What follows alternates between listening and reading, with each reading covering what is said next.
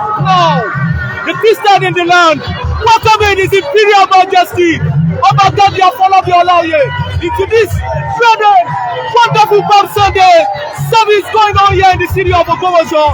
That's the KBC you are seeing. Welcome, sir. Welcome, Your Imperial Majesty. Welcome. We are live on the first of this God. His Imperial Majesty.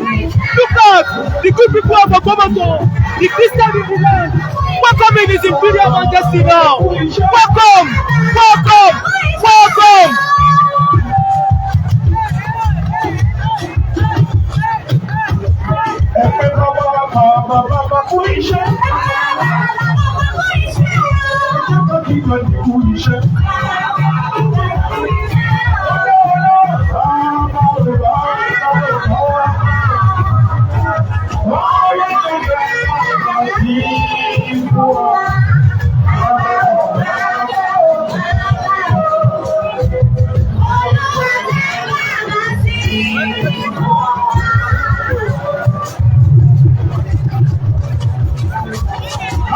Síbi láti wá lọ́wọ́ lórí pé àwòrán tó kú sólò kò rárá. Wọ́n máa ń yẹ sísọ ní tìrì ní òkú fún kíkọ́ àárín ṣe bọ́ọ̀ rántí pé olóòtú Jésù wà ní ọwọ́ àti àwọn níbi.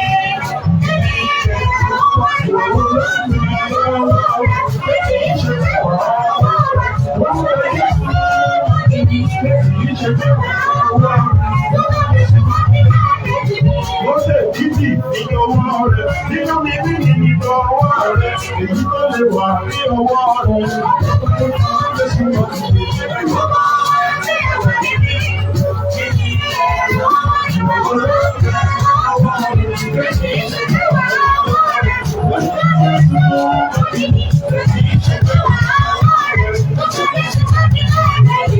Irú pípọ̀ bá mi sọwọ́ rẹ̀, ìsìn tó ní ọwọ́ rẹ̀, èyí tó lè wà ní ọwọ́ rẹ̀. Àkókò ẹ̀sọ́ ọ̀gbìn.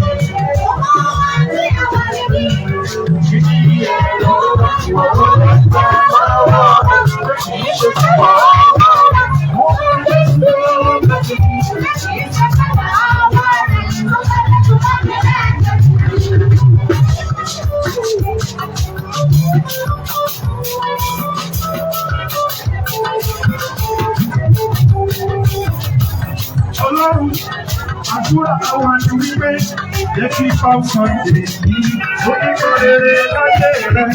Jẹ́ kí Palm Sunday yìí oníkan rere láyé rẹ̀. Kò yẹ kó o jẹ́ amátakóni, kò yẹ kó o jẹ́ àmá ìtọ́rin. Jẹ́ kí Palm Sunday yìí oníkan rere láyé rẹ̀. Ó yẹ kó o jẹ́ Palm Sunday yìí oníkan rere láyé rẹ̀. Jẹ́ kí Palm Sunday yìí oníkan rere láyé rẹ̀.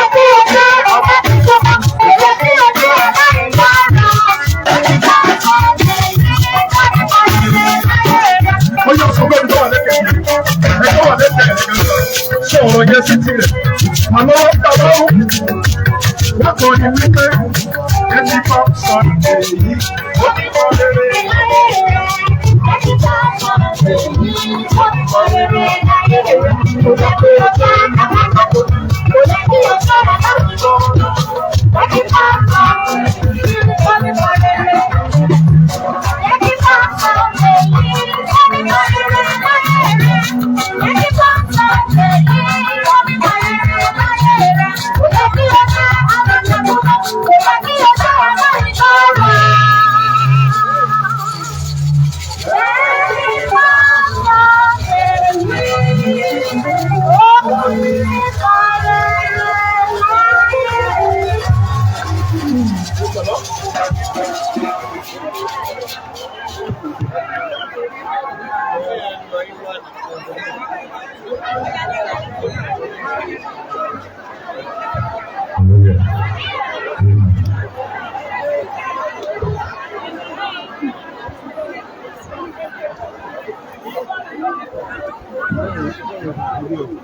Ẹ jẹ́ ká jókòó.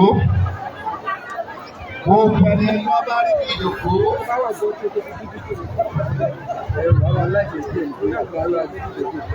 Gbogbo ẹni tó bá rí bí jókòó, ẹ jẹ́ ká jókòó.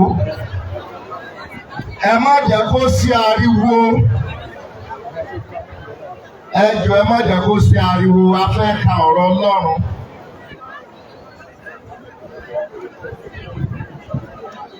Ẹ jẹ́ kí a ṣí Bíbélì wa sínú ìwé Máàkù orí kẹrìndínlógún ẹsẹ̀ ìkíní sí ẹsẹ̀ ìkẹfà.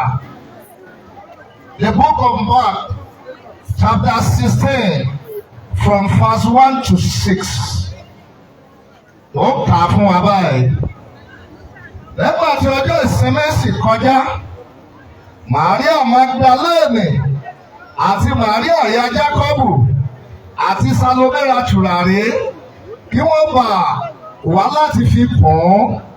Ní kùtùkùtù òwúrọ̀ ọjọ́ ìkíní ọ̀sẹ̀, wọ́n wá sí ibi ibojì. Nígbà tí òòrùn bẹ̀rẹ̀ sí là, wọ́n sì ń bá ara wọn ṣe àròyé wípé àmì yóò yí òkúta kúrò ní ẹnu ibojì náà fún wa. Nígbà tí wọ́n sì wò ó, wọ́n rí i pé a ti yí òkúta náà kúrò nítorí pé ó tóbi gidigidi. Nígbà tí wọ́n sì wọ inú ibojì náà, wọ́n rí ọmọkùnrin kan jókòó lé apá ọ̀tún tí ó wọ agbádá funfun. Ẹ̀rù sì bà wọ́n. Ó sì wí fún wọn pé ẹ má bẹ̀rù, ẹ̀yin ń wá Jésù ti Násárẹ́tì tí a kàn mọ́ àgbélébùú. Ó jíǹde, kò sí níhìn-ín. Ẹ wo ibi tí wọ́n gbé tẹ̀ sí. Kí Olúwa kí ó bùkún ọ̀rọ̀ rẹ̀ bí a ti ń tẹ̀síwájú láti túmọ̀ ọ̀rọ̀ náà sínú ayé wa ní orúkọ Jésù Kristi Olúwa wa.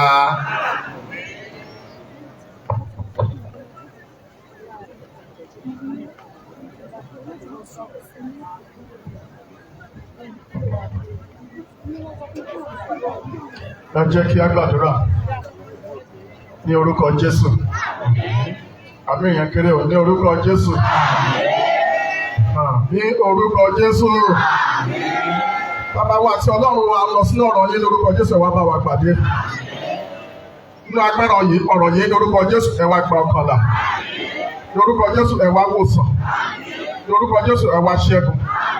Ẹ fọwọ́ tọwọ́ Olúwa. Ká má ṣe wà bákan náà mọ́. Ògo ni forúkọ yín. Torí agbàdúrà ní orúkọ Jésù Kristi Olúwa wa. Let somebody shout hallelujah. Hallelujah. Let somebody shout hallelujah. Hallelujah. Let the living soul shout hallelujah. Baba Kábíyèsí, Sean of Ògbómọ̀ṣọ́ land, we celebrate you. All our warrior days, we celebrate you. We pray that the Lord Almighty will come to uphold you in the name of Jesus Christ. The Lord will come to defend you in the name of Jesus Christ. The power of Jesus' resurrection will manifest in your life. Will manifest on your throne. Will manifest on Ògbómọ̀ṣọ́ land. In the name of Jesus Christ. The theme of our administration àkòrí ìwàásù tí ọ̀sán yìí is the evidence of resurrection. Àní rí tó dájú. The evidence of resurrection. Ẹ̀rí tó dáni lójú fún àjíǹde rẹ̀. Our conviction that Jesus rose from the dead. Àní ohun tí àwa gbàgbọ́ ni pé Kristi jí nínú òkú. As we celebrate Easter 2025. Bí a ṣe ń ṣe àjọ̀dún Easter ti ọdún yìí. The power of Jesus' resurrection. Agbára àjíǹde rẹ̀. Will manifest in your life in the name of Jesus Christ. Because of our time, nítorí àkókò wa. we will not go into details on the scripture read to us. lọ jinlẹ̀ púpọ̀ nínú ẹsẹ̀ ọ̀rọ̀ Ọlọ́run tí wọ́n sọ fún wa. That is Mark chapter 16. Ìrere Máàkù orí kẹrìndínlógún. Let us take it as read. Ẹ jẹ́ kí a gbà á bí a ṣe kà fún wa. Brethren, I want to tell us Ẹ̀yin ará, mo fẹ́ sọ fún wa pé that the resurrection of Jesus Christ àti àjíǹde Jésù Kristi is not a fable. kì í ṣe ìtàn tàbí ohun tí èèyàn kan lè sọ bí àlá lásán. It is not a fake story. Kò ń ṣe ìtàn àtẹnudẹ́nu lásán. Hallelujah. It is not a scam. It is not a scam. It's a reality. Jesus rose from the dead. And that is why we are here today. I want to say a few things on the evidences of Jesus' resurrection. The scripture prophesied it. The scripture wrote about it. And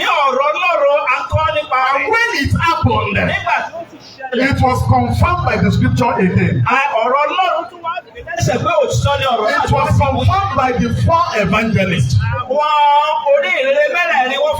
Matthew, Mark, Luke, and John spoke about the stories of his resurrection. From the gospel led to us in this service, we were told on the first day of the week, Mary Magdalene and other Mary, they came to the tomb of Jesus where he was buried. They came with anointing oil, with the mind to take care of his body, so that it will not decay. But when they got there, we were told they saw the stone that was used to cover the tomb of Jesus. It has been rolled away. Tell your neighbor it has been rolled away. So when the talk about your prayer, àti yí kúrò, àti yí òkúta ní kúrò. Mo dúró nínú Jésù Kristi Olúwa. Mo sọ fún ayé yìí. Gbogbo òkúta. Tí ọ̀tá gbélé ògbó yín mọ́lẹ̀. Àyí kúrò lórúkọ Jésù. Àyí kúrò lórúkọ Jésù. Ó bí lọ́sọ̀rọ̀ lórúkọ Jésù. Òkúta ìdìbò olùgbọ́pọ̀. Tí ayé fi bọ̀ ògbó rẹ̀ mọ́lẹ̀. Ìlọ́wọ́lọ́wọ́ yìí. Ó jóná sọ́nà. Hallelujah. One of their fears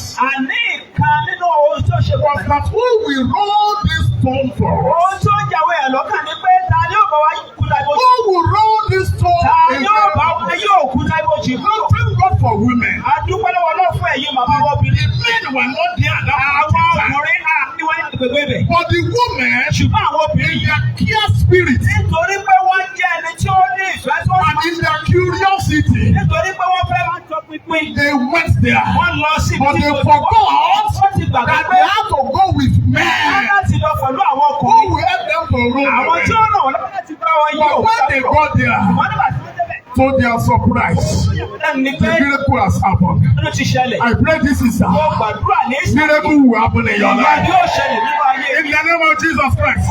If you read the account of Matthew, it was said there was an earthquake. There was an earthquake. There was an earthquake. Angels came down from heaven. I pray today, the angels that have been appointed for your life and your situation, for your solution, will come down. It will attend to your matter. It will attend to your situation. In the name of Jesus, we were told this angel rolled away the stone. And when he had rolled away the stone, according to Matthew, he sat on it. He sat on it. Which means he exercised authority. He demonstrated power. I pray you will sit down on your challenge. Your trouble will become a stepping stone for your promotion. In the name of Jesus. Hallelujah. For the fact that the stone was rolled away, It is an evidence. Ó fi ó jẹ́ ẹ̀rí. An evidence. Àjẹ́ ẹ̀rí. The barrier. Ìdíwọ́. The barrier. The barrier. Ìdíwọ́. Was rolled away. Àmọ̀kúrò. Hallelujah. Hallelujah. The Bible says in Isaiah chapter 45. Wòlíì I will go before you. I will go before you. Your mountains I will make you. Your valleys I will. Your mountains I will make you. And paths of iron I will cut into. This was exactly what God did during Easter. He sent his angel to roll away the barrier. I don't know the barrier you're right now. I pray the Lord, who has a mighty hand, will roll away your barrier. In the name of Jesus. In Revelation chapter 3, verse 7, the Bible says, he holds the key of death. He holds the key of death. Whatever he opens, no one can shut. Whatever he shuts, no one can shut. I pray for you. That door that have been locked against you. That door that have been rolled against you. That have been closed against you. It's open today in the name of Jesus Christ. Easter 2025 will come to you with a testimony in the name of Jesus. You know, if you read Matthew chapter 27 from verse 67. From verse 67. We were told the enemies. They came to Roman authority. Oh, we need to do something about the grave of this man. So that the disciples will not come and say, he has risen. Give them permission to see. And they were given permission. They sealed the grave of Jesus. The Roman authority and the appointed guards. They appointed guards. I pray for you. Every spiritual security from the kingdom of darkness attached into your life. Confusion will come upon them in the name of Jesus Christ. They seal the grave of Jesus. They seal the grave of Jesus. And the appointed guard 24 hours. For 3 days. But I want you to know. They've forgotten the fact that Jesus Christ is the eternal rock of faith. The eternal rock of faith. What stone can stop eternal rock of ages. Psalm 24 verse 7 says, lift up your head. Lift up your head. All ye gates, and be ye lifted up. Ye everlasting God. So that the King of glory will come in. Who is this King of glory? The Lord is mighty. The Lord is mighty. Let somebody say mighty. Let somebody say mighty. Let somebody say mighty. The Lord is mighty. He is the King of glory. When it was time, the third day, according to the word of God, for Jesus Christ to rise from the dead, that stone stepped aside.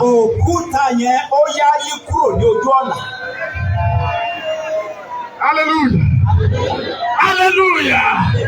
Every stone, every barrier standing your way unto progress will become a stepping stone for your lifting, for your elevation, for your promotion, for your job, for your testimony. In the name of Jesus.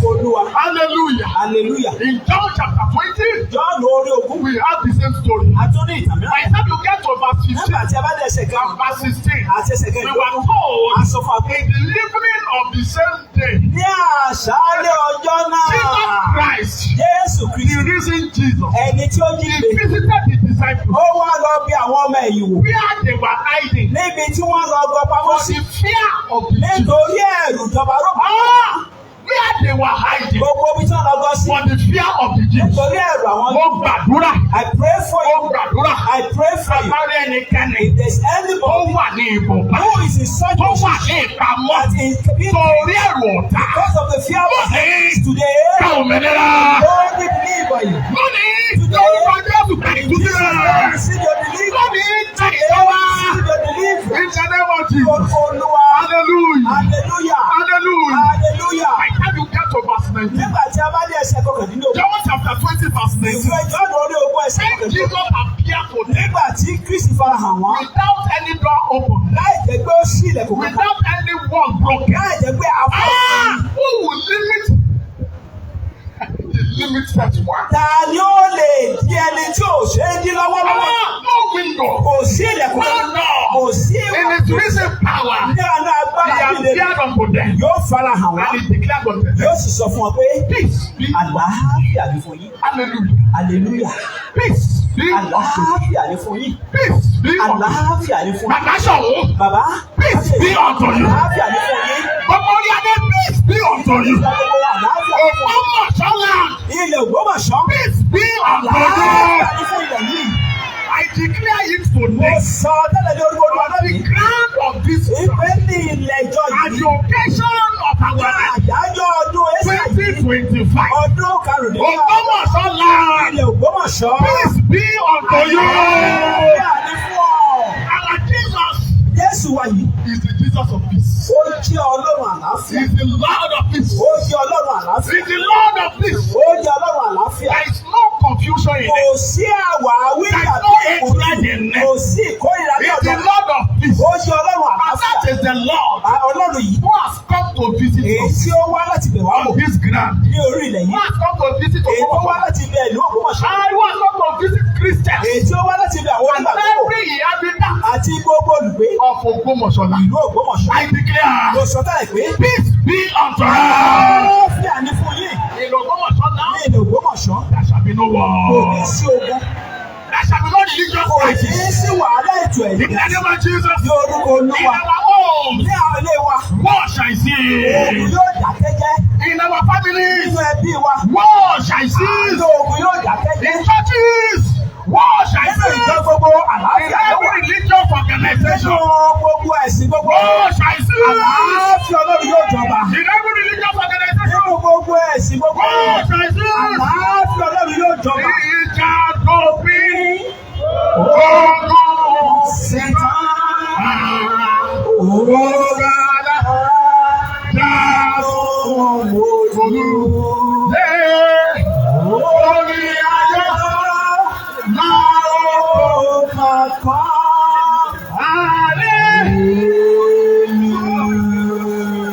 Hallelujah. Hallelujah. Thomas was not with them that day. Arákùnrin Tọ́mọ̀sì kò wà pẹ̀lú wọn ní ọjọ́ yẹn. He was not with them that day. Kò sí pẹ̀lú wọn ní ọjọ́ By the yẹn. time he returned, Ní àkókò tí Tọ́mọ̀sì pàdé. John chapter 20. Nínú ìrere John lórí òkè. By the time you begin to read from my Nígbà tí a bá ń kà láti ẹsẹ̀ kejì a sọ fún un. Thomas, where did you go? Báwo lẹ̀gbà Tọ́mọ̀sì níbo lọ lọ? When you left, Nígbà tó o sì ní Jesus came. Jésù Kristi Olúwa farahàn. And Thomas said, Tọ́mọ̀sì I will not believe. ẹ má gbé wá ẹ̀wọ̀n ní fẹ́lẹ̀ láì bàjẹ́ pé I see mo fi ojú mi with kòrókòró my own eyes. pẹ̀lú ojú mi kòrókòró. The scars in his eye. Àní àbá ọwọ́ rẹ̀ àti àbá tí mẹ́rin ẹ̀sìn. Nígbà tó tó àwọn Jesus came. Jésù dé. He came. Ó dé. He came. Ó And farahàn. I believe he came purposely for Thomas. Ó farahàn. Àmọ́ rò pé ó farahàn nítorí I Tọ́mọ̀sì pray for you láìpẹ́. today. Ó sọ fún wa I láìsẹ̀. pray for you Mo today. sọ fún yín lónìí. Jesus will visit you. Ọlọ́run yóò farahàn. The reason God will visit you. Àìtójìdé ó In the farahàn. name of Jesus. Orúkọ Jésù. Hallelujah. Hallelujah. Hallelujah. Hallelujah. And by the time he appeared to them again, Nígbà tó farahàn wọ́n, Jesus declared, Jésù wípé peace be unto you. àní àlàáfíà ni fún yín.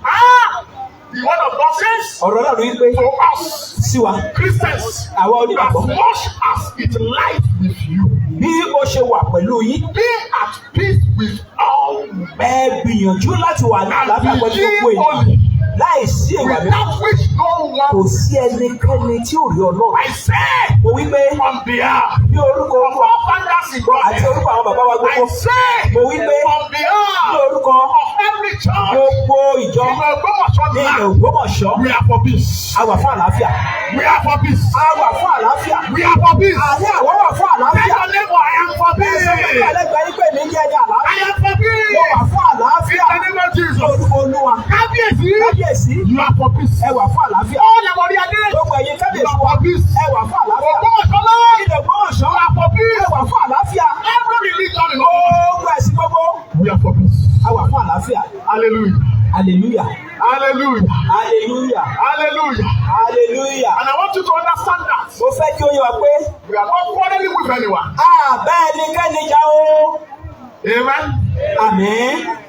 We are for peace. A wà fún àlàáfíà. Because our Jesus Nítorí Jésù tiwa. is the Prince of Peace. Ó jẹ́ ọmọ aládé He àlàáfíà. is the Lord of Ó ní Ọlọ́run He is àlàáfíà. the ancient of days. Ó ní arúgbó. He is the I am that I am. Ó ní èmi tí He is the jẹ́. relief of the valley. Ó ní òdodo. He is the rose of Sharon. Ó ní òdodo. He is the Alpha. Ó ní He is the Omega. Àti òkú. He is the beginning. Ó ní He ìbẹ̀rẹ̀. is the Ó ní head. òkú. He said, I am the Ó ní Lord. Ọlọ́run. And that is my Èmi ní name. orúkọ My mi. glory. Ògo mi. I will not give up to Èmi ò ní any fi fún man. ẹnikẹ́ni. I will not give up to Èmi ò anyone. ní fi fún I will ẹnikẹ́ni. not share with any great Èmi ò ní fi ògo Shout mi fún hallelujah. ẹnikẹ́ni. Hallelujah. Hallelujah. Because of our time, Lórí àkókò wa. I want us to read the scripture. Mo fẹ́ kí a kẹ́sì And Ọlọ́run you kan. will see the testimony Ẹ̀rí ẹ̀rí of the evidences àti ẹ̀rí tó dájú of the resurrection of Jesus. àti ìgbé Jésù. Let's read from Yoruba.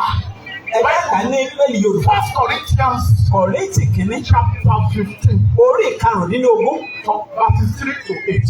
Ẹsẹ̀ kẹta sí ẹsẹ̀ And I kẹjọ. want us to listen very well. Mo wá fẹ́ kí a kẹ́ etí ká gbọ́ dáadáa. 1 Corinthians Kọ̀ríńtì kìíní. chapter 15. Orí ìkarùndínlógún. Quickly read from verses 3. Nítorí pé Nítorí pé. síwájú gbogbo. Yes. Wọ́n fi èyí tí àti pẹ̀lú ti gbà léyìn lọ́wọ́. Èyí tí àwọn ti ta ìfilẹ̀ lọ́wọ́, yes. Bí ti Kristi ti kú. Bí Kristi ti kú. Nítorí ẹ̀ṣẹ̀ wa. Nítorí ẹ̀ṣẹ̀ wa. Gẹ́gẹ́ bí ìwé mímọ́ ti wí. Gẹ́gẹ́ bí ìwé mímọ́ ti wí evidence. Àti pé. Testimony from the scripture. Àní ẹ̀rí láti inú Bíbélì. Yes ma. Àti pé. Àti pé. Ó sì kú rẹ̀. Àti pé. Àsìkò rẹ̀ it was not a fake He burial. was buried. It was not a fake burial. Kìí ṣe ìsìnkú ìkọ̀kọ̀. Ó ti àṣẹ ní gbangba ní gbẹ́pọ̀ sí. Yes ma. Àti pé. Àti pé. Ó jí ìjọ ní ìjọ kẹta. Ẹ̀kẹ́ hallelujah. Hallelujah. Ẹ̀kẹ́ hallelujah. Hallelujah. Kí ni wọ́n lọ ṣe lọ́jà kẹta? Ó jíǹde. Ìgbọ́yìn. Ó jíǹde. Ìgbọ́yìn. Ó jíǹde. Jíǹde ní He rose from the grave of Lord the dead. Jesus is risen from the dead. Jésù Kristi ti jí kúrò ní òkú. Jesus is risen from Jésù the dead. Kristi tèmi ti kú ní ẹ̀kọ́ lókun. Oníkan bá ti mo fẹ́ràn. There is a song I love. Fẹ́lẹ́ṣẹ̀ ṣọ̀pọ̀pọ̀ tí wọ́n lè sọ́lúwa nínú secret láti gan ọ̀bàdàn bàyè sátá pẹ̀lú èṣù èké ni wọ́n ṣe lásán. Èké ni wọ́n ṣe lásán. I pray every effort of the enemy Gbogbo akitiyan ọ̀tá over your life lórí ayé yìí. is frustrated. Is frustrated. Is frustrated. In the name of Jesus. Your enemy is overtaken. Ọ̀tá ayé àti ṣẹ́gun rẹ̀. Your enemy is overtaken. Àní ọ̀tá ayé àti ṣíwájú rẹ̀. Spiritual God attached to your life. Bí a bá ní ohunkóhun tí ó lòdì tí a sọ máa yé yín. That spiritual God attached to your life Àní agbára tó sọ̀tọ̀ máa yé yín o. is frustrated in the name of Jesus. Àní adójútì ní orúkọ Olúwa. Ẹ̀yin ọlọ́pàá ẹ má bínú, mo fẹ́ lo language ẹ má bínú. Ẹ̀yin agbófinró pọ́sì Kẹ̀kẹ́ máa ń ṣe ní ọlọ́pàá òkùnkùn. They should call satanic security officers. Ọlọ́pàá òkùnkùn. Satanic security Ọjà tó officers. ṣe yìí kì í ṣe tó. You are not for that. You are people of Ọ̀pọ̀ ọlọ́pàá òkùnkùn. every satanic Láti agent yàmọ́ that ayé is rẹ̀. assigned to your Láti yàmọ́ that òkò is rẹ̀. assigned to your glory. Kí wọ́n bínú sọ́rọ́. Consume in Jesus. Yes, ọ̀nà ẹ̀ tẹ̀síwájú. Gẹ́gẹ́ bí ìwé mímọ́ ti wí. Àti pé Àti pé ó fara kẹfà. ó àwọn méjìlá. Lẹ́yìn èyí ni. Lẹ́yìn èyí ni. Ó fọwọ́ àwọn ará. Ó fa àwọn ará. Tí ó jẹ́ ẹgbẹ̀ta. Ẹgbẹ̀ta. Lọ́dọ̀ ẹ̀kan náà. Lẹ́ẹ̀kan náà ṣoṣo ẹgbẹ́ hallelujah. Hallelujah. The resurrection of Jesus. Àní àjíǹde Jésù. Was not a scam. Kìí ṣe ìtẹ̀jẹ́ o.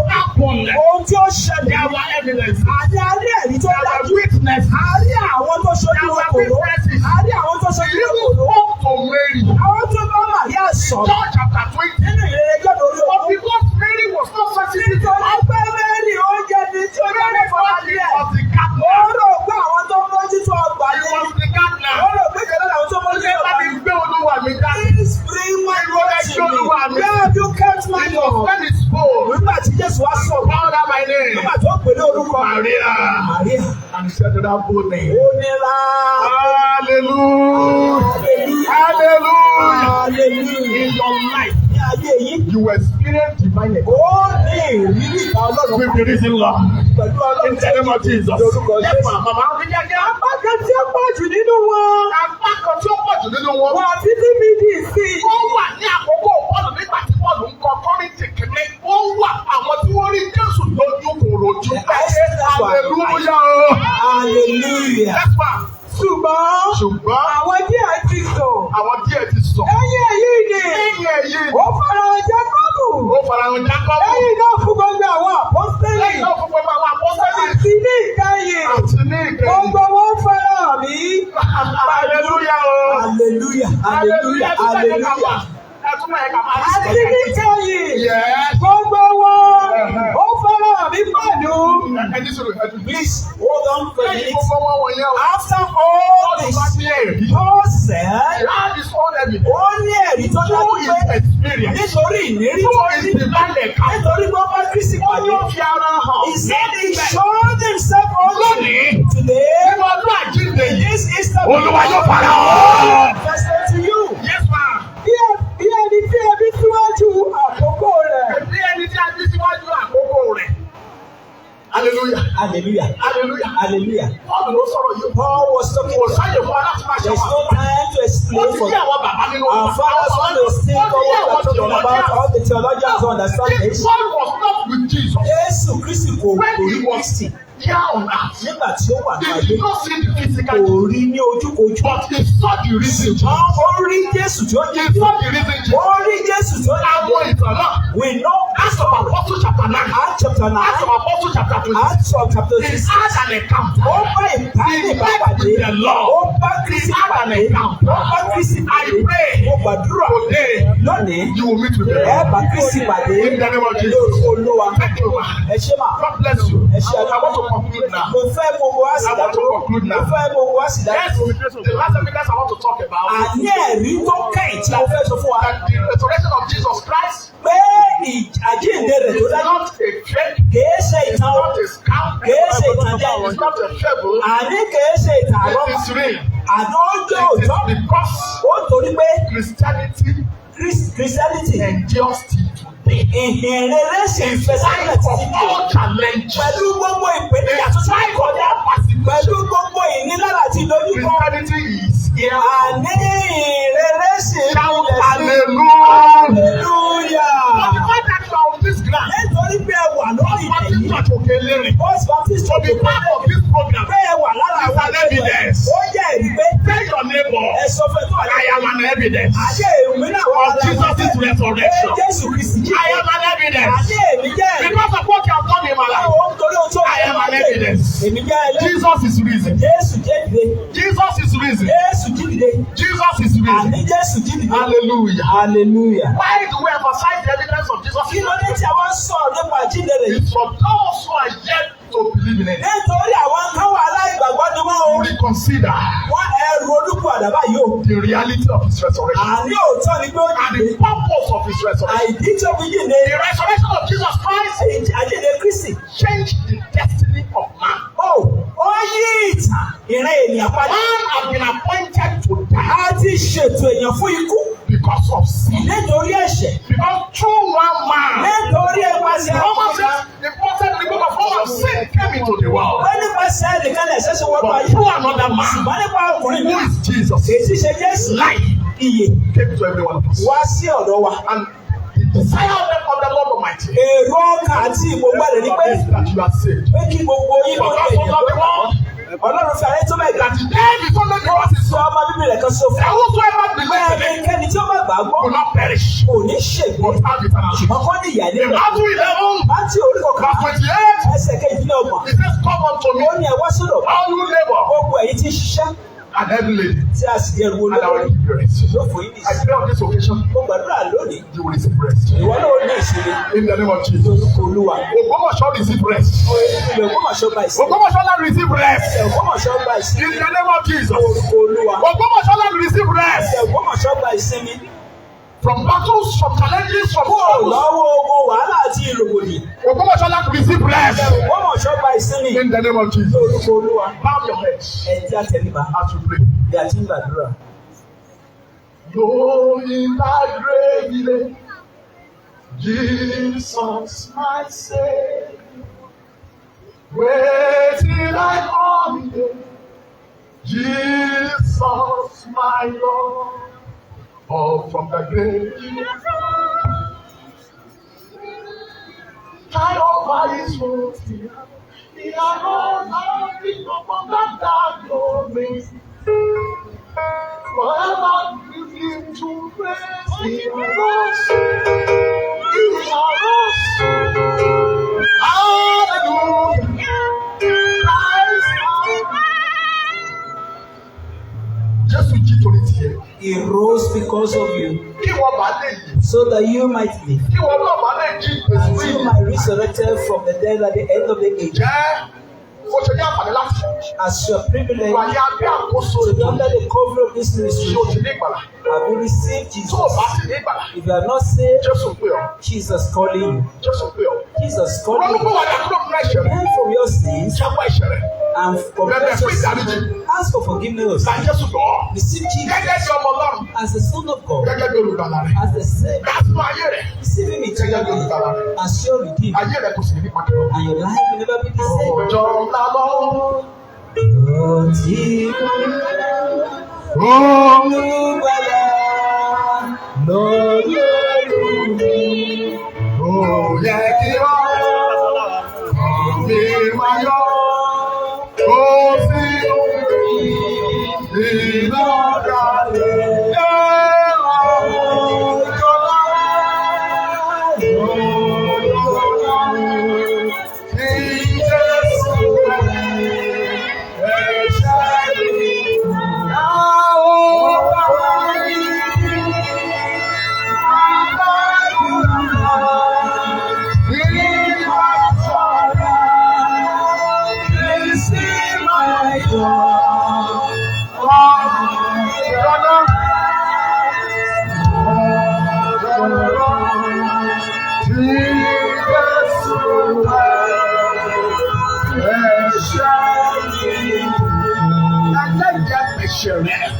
You that worship Ó gba agbára ìṣẹ̀dúnú ayé wa, Olúwa ẹ̀ parẹ́ kúrò. away our sins in Jesus. Bàbá bí a ṣe ń ṣe ọdún àjíǹde ẹ̀ṣẹ̀ wa ní ìtẹ́wọ́gbà. Àgbàdúrà ìjìyà ikú àjíǹde Jésù kó má ṣe já sásán náà ayé wa.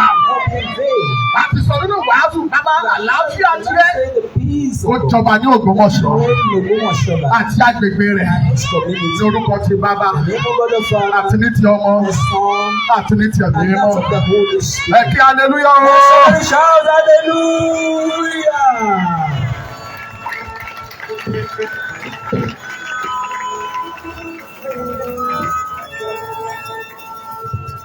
Jẹ́ kí a gbàdúrà. Ọlọ́run àgbẹ̀ ìjà pín sẹ́rànṣẹ́ ti àkókò yìí. Adúpẹ́tàrà ó gba gbogbo ògo. Adúpẹ́ bàbá tí ẹ ti lò torí pé lò wọ́n yẹ ẹ̀kún afọ agbára. Adúpẹ́ sẹ́rànṣẹ́ yìí ẹ jẹ́ kó mú ìmísí dání. Ọlọ́run gba ọpẹ́ ẹ wa. Àjíǹde àti ẹgbà ẹ̀yìn wa. Ọlọ́run àgbáyé ẹgbà ọpẹ́ ẹ wa. Ògo ni forúkọ rẹ. Wọ́n ní ti ọ̀rọ̀ àṣẹ tí ẹ ti wọ́n láti gbẹ́ lọ́wọ́ sọ̀rọ̀. Láti pàṣẹ náà sí ẹyí láti pàṣẹ sí náà sí ẹyẹ kọ̀ọ̀kan wa. Ó lọ ẹ̀fìdí rẹ̀ múlẹ̀. Orúkọ Jésù ó lọ ẹ̀fìdí rẹ̀ múlẹ̀. Alágbára ẹ̀fìdí rẹ̀ múlẹ̀. Ní ti àwọn ọkàn tó ti gbádùn yẹ́mi lọ tó lùgbọ́ láwọn ní ojú ọtí òní. Lórúkọ Jésù ẹ ò ní padà. Lórúkọ Jésù ẹ ò ní padà. Lórúkọ Jésù ẹ ò ní padà. Bàbá wa tí Ọlọ́run ti lò Ọlọ́run yóò pín fún agbára. àkọ́tún ọlọ́run yóò gbé wọ̀nyí lórúkọ sọ́dọ̀ sẹ́rẹ̀sẹ́ ẹ ò ní jẹ̀bi àtàwọn àtẹ̀yìn níjọba ọlọ́run yóò kà wá yẹ lórúkọ Jésù a ó fi àánú délé bẹ́ẹ̀ ni yóò sì rí àdúgbò torí pé ẹ ti gbọ́ títí lábẹ́ ìyàn Jésù Kristi Olúwa wa.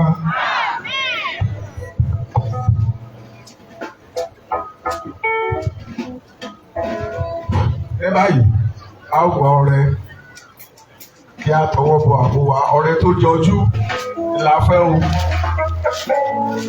ọrẹ tí mo fẹ́ kó kéré jù ní 200 naira sókè 500 1000 ẹ̀yin akọrin ọ̀sà ọ̀yà.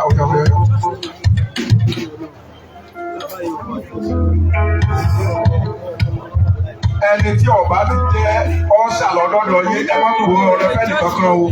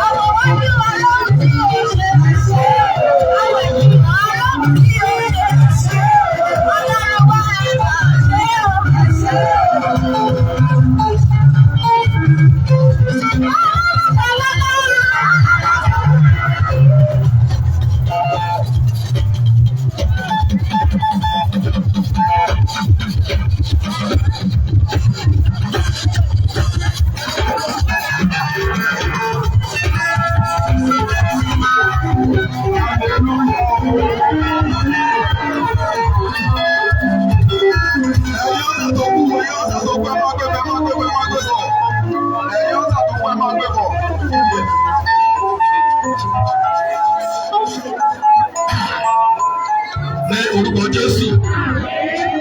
Òkèrè o ní orúkọ Jésù. Bàbá wa àti Ọlọ́run wa dúpẹ́ aláyọ̀ lógo gbọ́pẹ́ wa. Ẹnìkan fi kékeré dán yín wò. Bí ẹ̀yin kì yóò fèrè sí ọ̀run sílẹ̀ fún wa tó bẹ́ẹ̀ tí àkàwà kò ní gbà á dúpẹ́ o gbọ́pẹ́ wa. Ọrẹ náà rí o wá bùkún Olúwa. Gbogbo àkùtàn ọrẹ náà ti jáde Jésù Kristi ọmọ Ọlọ́run fi ọ̀pọ̀ rọ́pò síbẹ̀. Àwọn tó ṣe aláìní Kristi ẹni ẹ pèsè fún ìgbà mìíràn. Ẹ ràn wá lọ́wọ́ Olúwa. Àdúrà wa ẹ jẹ́ kó gbà Jésù Kristi Olúwa wa.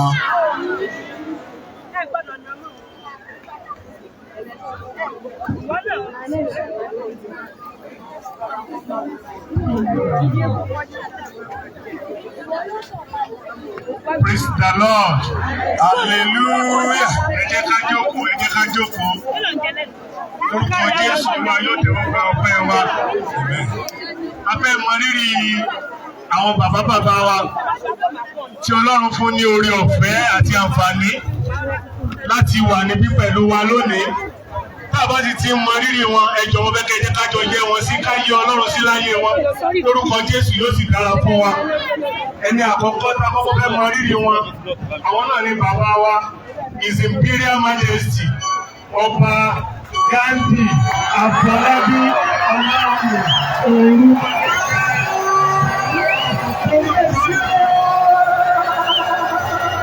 Hallelujah. Amen. Ẹni kejì tá tó fẹ́ mọ rírì wọn, àwọn náà ni bàbá wa, His Royal Majesty, Ọba Thompson Adéyẹyè O Alájàwà of Àjáàwà. Ẹja ti kábíyèsí o. Bákan náà la mọ rírì bàbá wa, His Royal Majesty, Ọba Samuel Oyèbámijí Àmọ́ókejì Alẹ̀ of Òkèlérè. Bákan náà la mọ rírì bàbá wa, His Royal Majesty, Ọba Bọ́lárìnwá Ezekiel Onísàpá of Ìsàpá Kingdom. Bákan náà la mọ rírì bàbá wa, His Royal Majesty, Ọba Thomas Ajadi Aláìpò of Aipo Kingdom. Hallelujah. Nítorí àkókò wa, màá tún mọ rírì àwọn bàbá àti màmá wa tó wà láàrin wa. Tí wọ́n bá ti ń pè wọ́n, ẹ jẹ́ ká máa jẹ́ Ọlọ́run sí láyé wọn. Àwọn náà ni bàbá Ìkọ́lábà Ògbómọ̀ṣọ́ land Akíní. Bákan náà la mọ rírì màmá wa, Ìyálóde of Ògbómọ̀ṣọ́ land. Mo ṣe lẹ́yìn obìnrin ẹ̀ka rẹ̀ ní àgbà rẹ̀. Bákan náà làwọn onírí bàbá wa ààrẹ aláṣà ọkọ̀ Ògbómọ̀ṣọ́ ńlá. Àwọn onírí bàbá wa oníkòsè ọkọ̀ Ògbómọ̀ṣọ́ ńlá. Àwọn onírí bàbá wa olúbẹ̀rẹ̀ ọkọ̀ Ògbómọ̀ṣọ́ ńlá. Àwọn onírí bàbá wa ibà Abógundé. Àwọn onírí bàbá wa onílọ́ta Ògbómọ̀ṣọ́ ńlá. Bákan náà bàbá ọmọ wa òkè àti mọ̀ nílẹ̀ àwọn.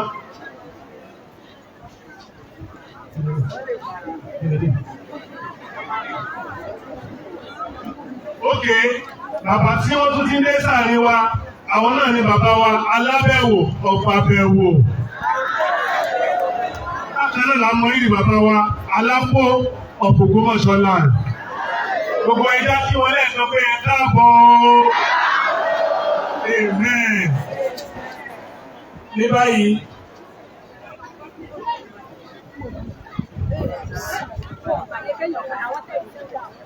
wọ́n ní bàbá wa láròdé lábẹ́ bí ẹbí àti aleluya o. Ẹ ṣeun bàbá. Ní báyìí, mo retí kí gbogbo ìjọ Ọlọ́run ó pa lọ́lọ́. Níwájú ọba àwọn ọba olúwa àwọn olúwa, wọ́n ti fi Jésù wọn wá. A fẹ́ kí gbogbo wa wà ní ìdákẹ́jẹ́ fún ìṣẹ́jú díẹ̀. Nígbà tí a pè bàbá wa, His Imperial Majesty, màá fẹ́ kí gbogbo wa ní ìdílé dúró. Àwọn ọ̀sẹ̀ kábíyèsí á sì máa bá àtẹ́wọ́ wa tí ọmọ ọ̀rọ̀ lemọ́lemọ́. Bí bàbá ṣe ń bá wa sọ̀rọ̀, bàbá wa His Imperial Majesty, Ọba Gandhi, Afọlábí, Ọláoyè, Orúkọ Jẹ́gẹ́.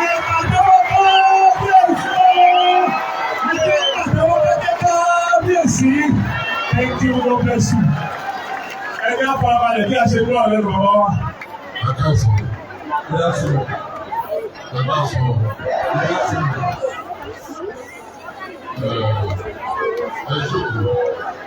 We have a seat.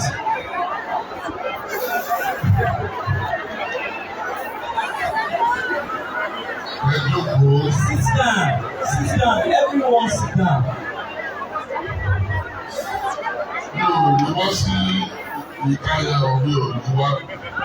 His Majesty will not come up here. You will hear all that he will say. If you not see him today, you will see another day.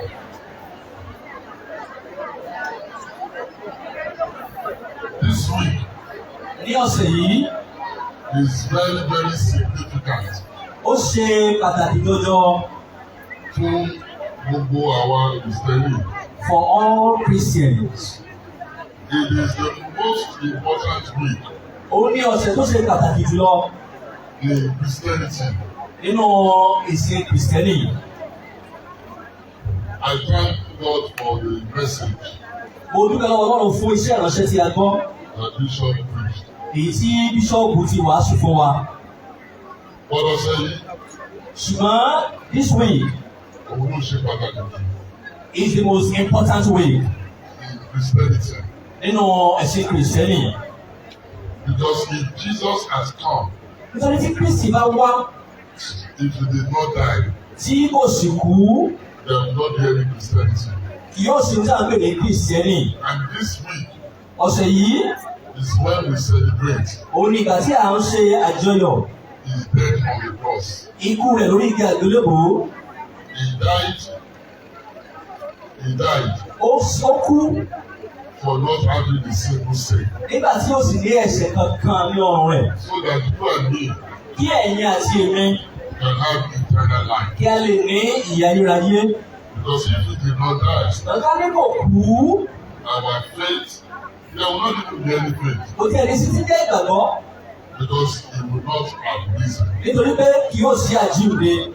His death signifies Ikú Kristi yìí ṣe àpẹẹrẹ that he died for our own sake. wípé ó kú fún ẹ̀ṣẹ̀ èmi àti yín. So that we can become blameless. Kí àwa pẹ̀lú lè di aláìlábàwọ́n. That we do not have any sin. Pé àwa náà ò ní ẹ̀ṣẹ̀ kankan lọ́rùn mọ́. Because nobody can inherit in eternal life. Torí kò sẹ́ni tó lè jogún ìyà nípẹ̀ kan.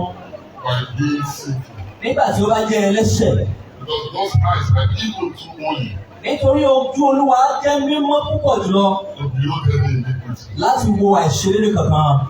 But by Jesus dying Ṣùgbọ́n nípa ikú Kristi Jésù and taking our sins away, tí ó sì mú ẹ̀ṣẹ̀ gbogbo wa lọ, we have become blameless àwa di aláìlábàwọ́n before God. níwájú Ọlọ́run. That's why we can sit with Him Ìdí nìyí tí a fi lè jókòó pẹ̀lú Olúwa and we can say láti lè sọ wípé that we are children of the Most High God. ọmọ Ọlọ́run ọ̀gá ògo jùlọ ni wá. This is one significant thing Èyí ni ohun tó ṣe pàtàkì jùlọ. that separates us Èyí tí ó ń fi ìyàtọ̀ sáàrin wa from every religion. láàrin àwọn ẹ̀sìn mìíràn yòówù. Because Jesus Christ died Nítorí Jésù Kristi kú, and He rose. ó sì jíǹde.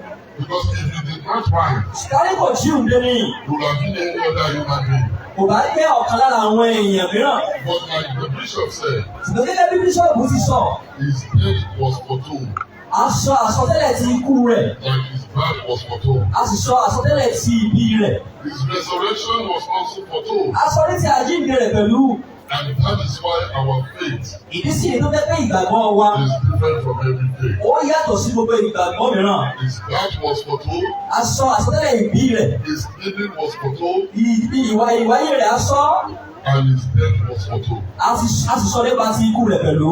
And His resurrection was foretold. A sì sọ nípa ti àjíǹde rẹ̀ ní àsọtẹ́lẹ̀. And so He fulfilled everything. Ó pé èyí sì ni Jésù Kristi múṣẹ. And that is why we have hope. Èyí sì ni àìrí tá a fi ní ìrètí. Because we have been hopeless. Torí pé tẹ́lẹ̀ àbátì ẹ̀dá aláìnírètí ni. Because we are hopeless before. Aláìnírètí ni wá tẹ́lẹ̀ tẹ́lẹ̀. But His death, Ṣùgbọ́n ikú ẹ̀, His resurrection. àjíǹde rẹ̀, And that's why I said ìdí ìfowópamọ́ sọ wípé that this week is the most important ọ̀sẹ̀ yìí ni ọ̀sẹ̀ tó ṣe pàtàkì jùlọ. in the whole Christian world. Nínú gbogbo àgbáyé nínú àárín àwọn ọmọlẹ́yìn Kristi. Because without His death, Nítorí pé láìsí ikú rẹ̀, this celebration we are having, irú àjọyọ̀ tá à ń ṣe yìí, gathering that we are having, irú àpéjọpọ̀ tá à ń ṣe yìí, this dancing that we are seeing, irú ijó tí à ń jó àti orí à ń kọ, most especially pàtàkì jùlọ, the hope we have ìrètí tí a tún wá ní of a better tomorrow, ní ti ọjọ́ ọ̀la tó dára,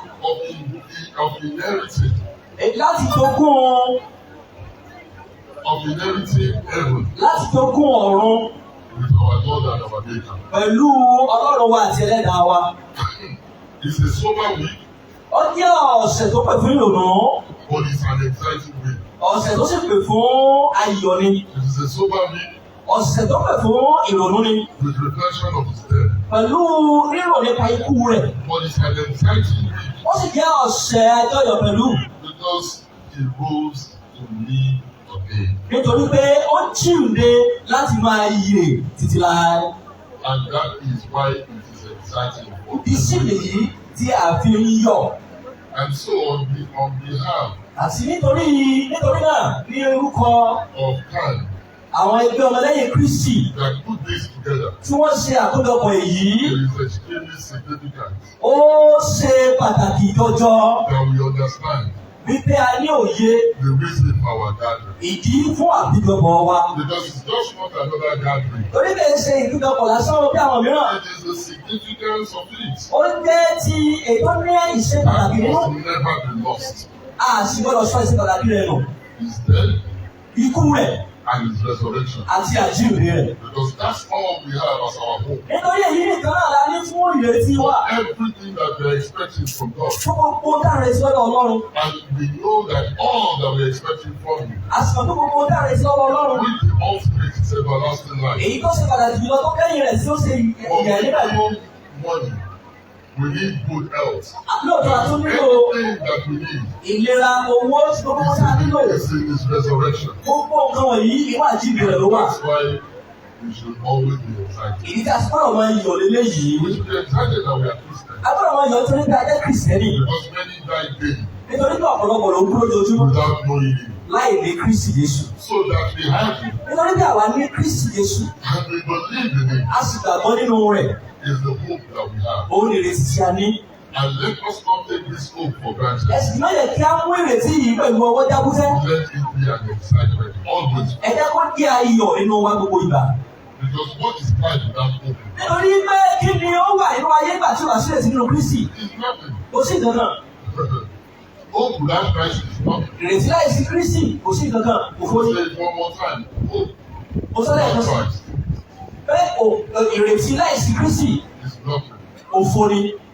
Bíbélì sọ wípé Bible says. what shall it profit a man? Èrè lọ́jọ́ fún ènìyàn. If he gains the whole world Nígbà tó jẹ́ gbogbo ayé and yìí, loses his life eternally. ó sì sọ ẹ̀mí rẹ̀ nù ní ayérayé kí lè rí ẹ̀. Ilé èèyàn máa wáyé yìí. What is a man seeking? Asán lórí asán. Vanity upon vanity? All the vanity. Gbogbo ẹ̀ asán ni. Ìrètí tá a ní nínú Jésù.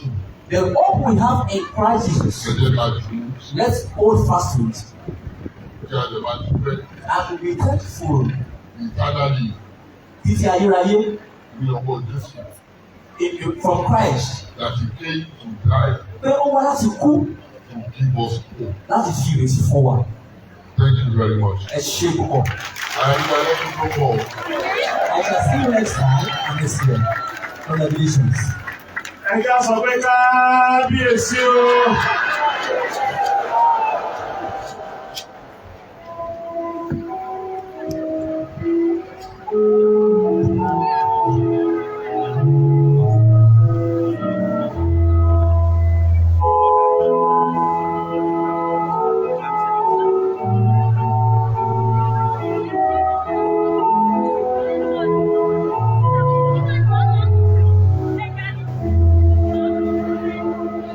Thank you very much. Ní báyìí àwọn ètò wa ń tẹ̀síwájú nígbà tí àwọn wákàtí àdúrà bí a ṣe farabalẹ̀ ní àti àwòrán ẹ má ti jẹ́ ká lọ o, a ò tí ì parí ìsìn.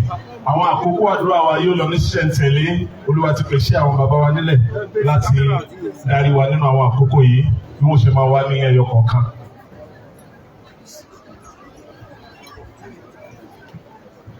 Ẹ kí hallelujah! Ẹ̀yin bàbá lógo! Ẹ máa pàtẹ́wọ́ fún Jésù Kristi bẹ́ẹ̀ ti jókòó yẹn. Àtẹ́wọ́ yẹn, ìrètí náà fìdí ìmúdà yóò máa pọ̀ sí i. Ọlọ́run kò sí kú ọ̀rọ̀ ayé yìí. Ó dá ẹ máa pàtẹ́wọ́ fún Jésù Kristi. Ọlọ́run bẹ́ẹ̀ láàrin wa. Ó gbé Jésù Kristi bẹ́ẹ̀ nílùú Ògbómọ̀ṣọ́ ẹ máa pàtẹ́wọ́ fún Jésù Kristi. Báwo tí sọ́dọ̀ àlàáfíà ń wọlé? Àlàáfíà ń gbòkó. Ògbómọ̀ṣọ́ máa pàtẹ́wọ́. Ó kiri ti ẹ̀gbà. Ó ti rọ́dà fún àgbà. Ó ti rí ayọ̀ ọ̀gbà. Ó ti kiri bẹ́ẹ̀. Ẹ̀kẹ́ hallelujah.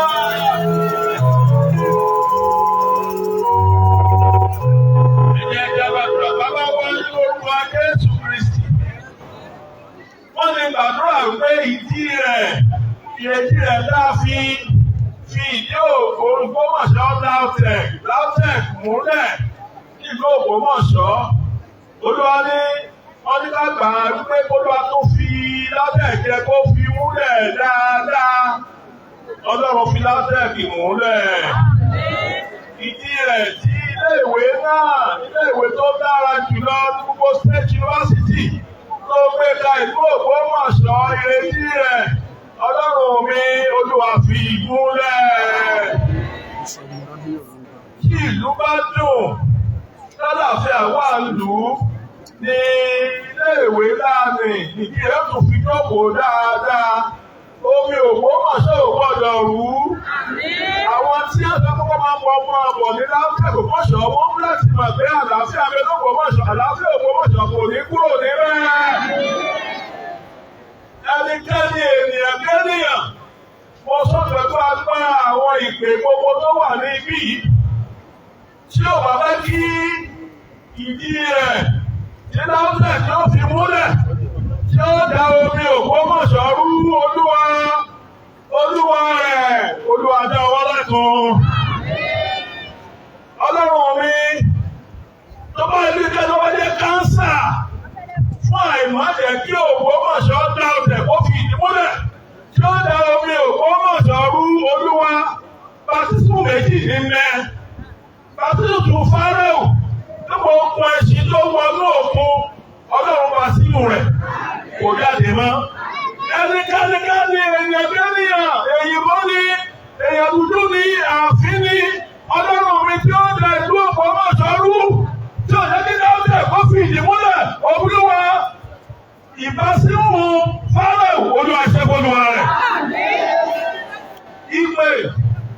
fi pè mí ní kí n sọ àṣẹ kó sì múlẹ̀. Ọlọ́run kí èyí ẹnikẹ́ni èyí bọ́ ní èyàn dúdú ní ẹnikẹ́ni tí ẹ̀jẹ̀ ń rìn lára rẹ̀ tí a bí lu obìnrin tó bá dá àlàáfíà kọ́ mọ́tòrú olúwa obìnrin dáṣẹ̀ rẹ̀ àtọ̀. Ní orúkọ tí wọ́n dáṣẹ̀ rẹ̀ àtọ̀. Òpómọ̀ṣọ́ kọ́ bá àlàáfíà. Omi Òpómọ̀ṣọ́ ò ní dẹ̀rú. Láwùjọ fi ìjókòó. Láwùjọ tó máa tẹ̀síwájú. Gbogbo àwọn aláṣẹ yunifásitì láwùjọ yóò dára fún wọn. Ilé lókun yóò dára fún wọn. Ọ̀nà Òpómọ̀ṣọ́ sí Ọ̀yọ́ sí Ògbómọ̀ṣọ́ lórúkọ Jésù. Ó máa jẹ́ parí. Láìpẹ́ tó parí ọ̀nà náà. Ọ̀nà náà kò ní mú ẹ̀jẹ̀ iye o. Kò ní mú ẹ̀jẹ̀ ọmọ rẹ. Kò ní mú ẹ̀jẹ̀ àná rẹ. Àlàáfíà láti ṣí ọ̀nà náà. Ó sì ti rí bẹ́ẹ̀. Gba àlàáfíà. Gba àlàáfíà. Lọ́nà kó fìdí rẹ̀ múlẹ̀. Ó sì ti rí bẹ́ẹ̀. Àṣẹ ti kàn án. Jésù Olúwa wá.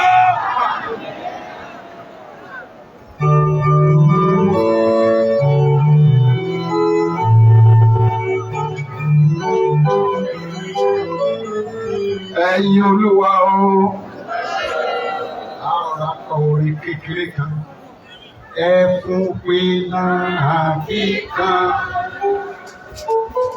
ìgbé ìrẹ́lẹ̀, olùdá fi yàtọ̀, ètí gbogbo ẹ̀dá.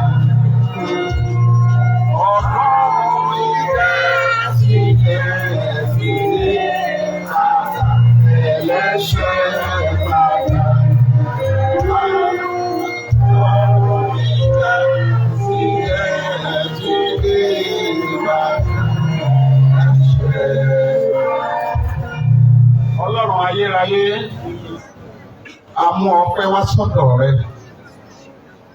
Ohun àkọ́kọ́ tí nǹkan sọ ni wípé gbogbo Christian tí ń bẹ l'Ógbómọ̀ṣọ́ aparapọ̀ ṣẹyọ kan. Àwọn tó lò tó fi gbé head of churches kalẹ̀, orúkọ wọn ò gbọdọ̀ parẹ́. Olúwa gba ọpẹ́ wa. Mo máa sọ through the radio, ìwọ tọ́lọ́run ọba pè, tọ́ ọba lọ́lọ́run pè ọ́ ọ̀daràn. Ìwọ tọ́ ọba gbọ́ ìpè tó olóòdì pásọ̀ odi wòlíì ọ̀daràn.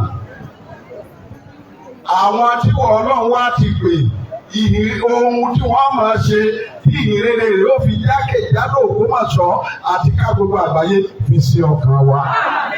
Bàbá fi sí ọkàn wa. Ọmọ fi sí ọkàn wa. Ẹ̀mí mímọ́ fi sí ọkàn wa. A sì dúpẹ́ lọ́wọ́ ọ̀rẹ́ Ọlọ́run pé àwọn tó ń yàn lọ́ba fún wa. Àwọn tí wọ́n mọ Jésù ni. Kì í ṣe àwọn tí wọ́n ò mọ Jésù. Kì í ṣe àwọn tí wọ́n ò rí Jésù. Kì í ṣe àwọn tí ò sí Jésù ní ayé wọn. Wọ́n bá jẹ́ bẹ́ẹ̀ á wí lójú wọn, kò sí tí ó ṣẹlẹ̀. Ṣùgbọ́n àwọn yìí ti mọ Jésù. Bàbá àti màrí pé àwọn ti mọ Jésù kí ìrere ọmọ tẹ̀síwájú ìlú Ògbómọ̀ṣọ́ wọn máa fọpẹ́ fún ọ gba ọpẹ́ wa. Ìrere yọ̀ọ̀la ìlú Ògbómọ̀ṣọ́ já. Àtọ̀sán àtòru tẹ́mi bá rántí bí Ògbómọ̀ṣọ́ ṣe wà lọ́jọ́ wípé Baptist ni, CMS ni, Anglican ni, Apostolic ni, gbogbo wa Methodist ni, Serafu ni, gbogbo wa agbàpẹ́yọ̀ kan ni a Kristi kan ṣoṣo la kọjú sí. Òsínú wípé nìkan sọ̀tẹ̀. Olúwa gba ọpẹ́ wa. Olúwa gba ìyìn wa. Ìhìnrere nílùú Ògbómọ̀ṣọ́. Olúwa jẹ́ ó máa pọ̀ sí. Bàbá jẹ́ ó máa pọ̀ sí. Ọmọ jẹ́ ó máa pọ̀ sí. Mo sọ kẹ́lẹ́ kan tó dìre jù. Ẹni tó bá gbọ́. Ṣọ́ọ̀ṣì Òkèlè rẹ̀ ti bẹ̀rẹ̀ tọdún mélòó? Kò sì lè dahoro láíláí. Ìwọ tó wà nílé kọ́kọ́lé ogún kọ́kọ́lé ọgbọ̀n. Tó sáré ìhìnrere.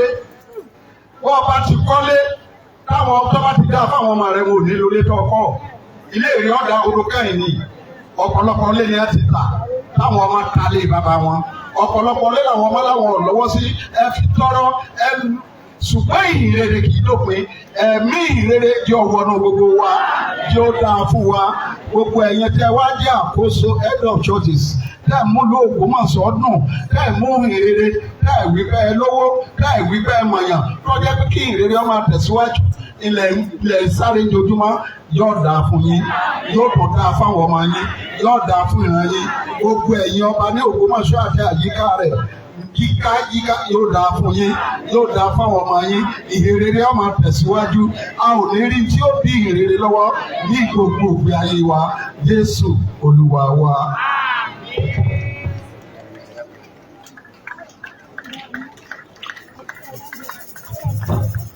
Lẹ́ẹ̀kan sí Ọlọ́run wa dúpẹ́ o. Ẹ ṣé ibi tí ẹ ràn wá lọ́wọ́ dé.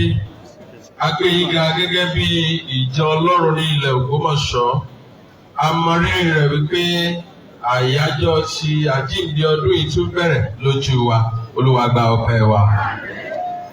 Olúwa ní ìṣọ̀kan òun ni a béèrè wípé ìgbòǹgbẹ àti ní Ògbómọ̀ṣọ́ yunifásitì Olúwa fìdí ẹ̀ múlẹ̀. Ìgbà tí a ní LAUTECH a rí ipa rẹ̀ nílùú yìí. Bí a bá tún lè ní èyí pẹ̀lú ipa rẹ̀ yóò hàn. Olúwa bá wa fìdí rẹ̀ múlẹ̀. Àwọn tó ń ṣètò lábẹ́lé Olúwa ràn wọ́n lọ́wọ́. Àwọn tí ó fọwọ́ sí látòkè Olúwa fún wa lójú rere lọ́dọ̀ wọn. Láìpẹ́ láì jìnnà Olúwa jẹ́ á rí ẹ̀rí jẹ́. Ògo ni fún orúkọ Olúwa. Bàbá mi máa wá síwájú yín. A gbàdúrà fún teaching hospital pàápàá jùlọ LAUTECH l'Ógbómọ̀ṣọ́. Gbogbo àwọn tó ń ṣiṣẹ́ níbẹ̀ Olúwa dáwọ́ rẹ pọ̀ mọ́ wọn. Ìgbà tí wọ́n ń gbìyànjú láti gba ọkànlá lórúkọ Jésù má jẹ́ ká gọ ara wọn gbàbọ̀dé àìsàn. A fẹ́ kí ilé ìwòsàn yẹn kó máa tú sílẹ̀ kó máa dá nílé. Olúwa ṣe bẹ́ẹ̀ fún wa. Àwọn tí wọ́n bá ń wọbẹ̀ wọ́n máa jáde láàyè. Olúwa ẹ ṣé torí tẹ́ ẹ ti gbọ́ tiwa. Ní ti Ayédè Polytechnic, a dúpẹ́ lọ́wọ́ yín fún àwọn ìdàgbàsókè tá a ti ń rí.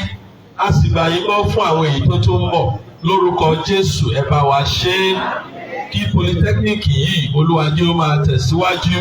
Gbogbo àwọn tó yàn síbẹ̀ bí olùkọ́ Olúwa tọ́jú wọn. Àwọn tó jẹ́ akẹ́kọ̀ọ́ lọ́wọ́lọ́wọ́ Olúwa tọ́jú wọn. A fẹ́ kí o tún fi kún ohun tó dára tó wà ńbẹ̀. Olúwa ṣe bẹ́ẹ̀ fún wa. A gbà yín gbọ́ wípé ẹ ó ràn wá lọ́wọ́. Olúwa wa béèrè wípé ìlú Ògbómọ̀ṣọ́ àti agbègbè rẹ̀ kó tẹ̀síwájú nínú àlàáfíà. Olúwa ṣe bẹ́ẹ̀ fún wa. Gbogbo tí ń jẹ́ Ògbómọ̀ṣọ́ lórúkọ Jésù ìdàgbàsókè kó wọ inú rẹ. Àlàáfíà pípé kó wọ inú rẹ. Ìtẹ̀síwájú kó wọ inú rẹ. Àwọn tá a ti ní tó dára kò ní bàjẹ́. Àwọn èyí tó kù tá à ń wojú Ọlọ́run fún ni Olúwa yóò ṣe. Láìpẹ́ láì jìnnà a ó tún yin Ọlọ́run sí. Ògo ni fún orúkọ Olúwa. Lórúkọ Jésù Kristi Olúwa wa.